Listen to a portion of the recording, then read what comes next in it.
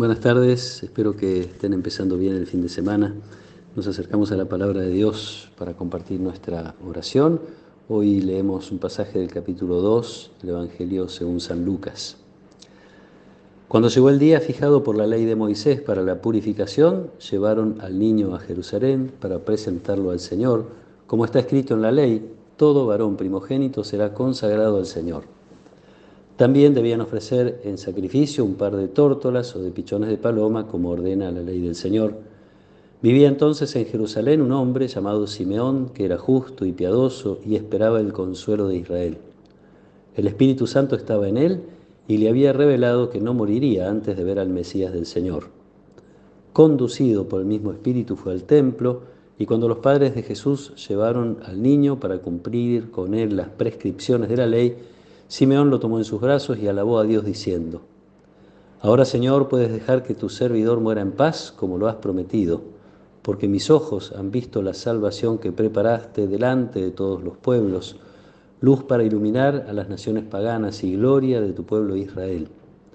Su padre y su madre estaban admirados por lo que oían decir de él. Simeón, después de bendecirlos, dijo a María, la madre: Este niño será causa de caída y de elevación para muchos en Israel. Será signo de contradicción, y a ti misma una espada te atravesará el corazón. Así se manifestarán claramente los pensamientos íntimos de muchos. Palabra del Señor. El Espíritu Santo, tan presente en los comienzos, sobre todo del Evangelio de Lucas, está presente también en Simeón, es el que le permite ver en esta presentación, probablemente muy parecida a tantas otras que ocurrían en el Templo de Jerusalén, en esta pareja y en este niño, ver algo más y ver mucho más.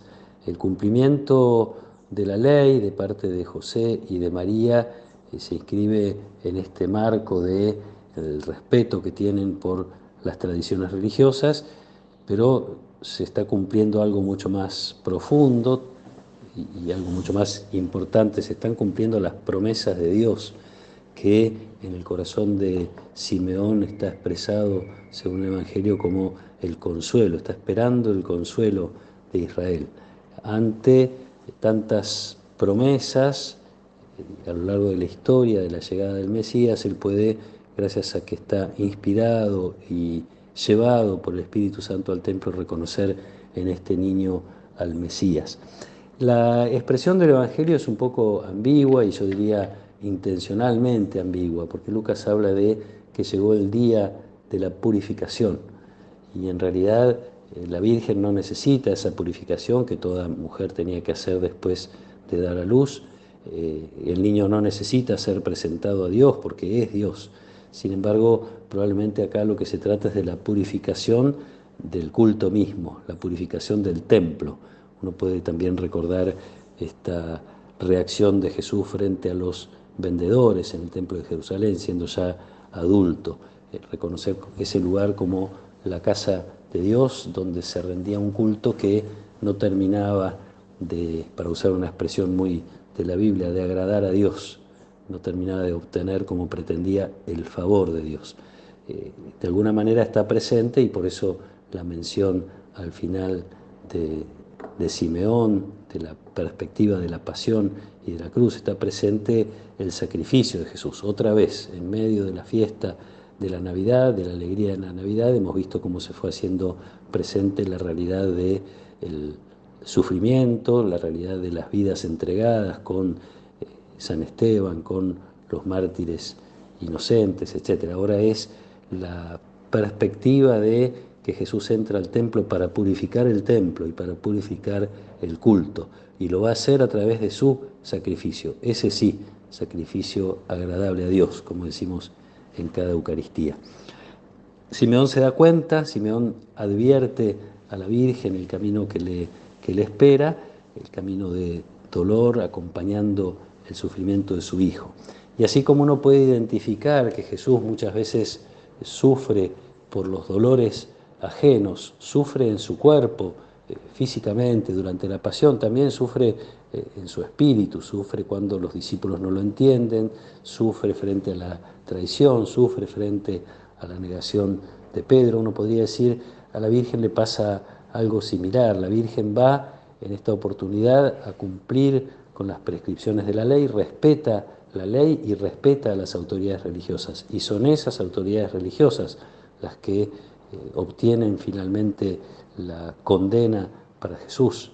Entonces no es solamente que el Hijo es rechazado por algunas personas, es rechazado por su propio pueblo, al que ama, con todas sus tradiciones y con toda su expectativa de salvación, pero es rechazado por las autoridades religiosas. Debe haber sido un dolor muy fuerte este también para la Virgen. Padece la muerte de su Hijo al pie de la cruz y padece también este rechazo de la sociedad, pero en particular de las autoridades religiosas, que eran las que debían velar por el bien del pueblo de Dios. Parece que a esta altura de esta octava de Navidad que venimos celebrando con tantos testimonios, con tantos personajes que nos ayudan a acercarnos a Jesús, el de Simeón creo que es una invitación a reconocer también nosotros que aún en medio de las dificultades y a veces a través de las dificultades Dios se va haciendo presente. Tenemos que pedir el Espíritu Santo como lo tenía Simeón para descubrir las presencias de Jesús, para descubrir las presencias de la salvación de Dios en nuestra vida, para recibir el consuelo de cosas personales que nos duelen, que nos lastiman, que nos angustian, que nos hacen mal, el consuelo de quien ve la realidad tal como es, las dificultades que hay para que las cosas de Dios entren en el corazón de los hombres, en fin, las injusticias y tantas cosas que nos hacen sufrir y ver, o a veces pensar a dónde camina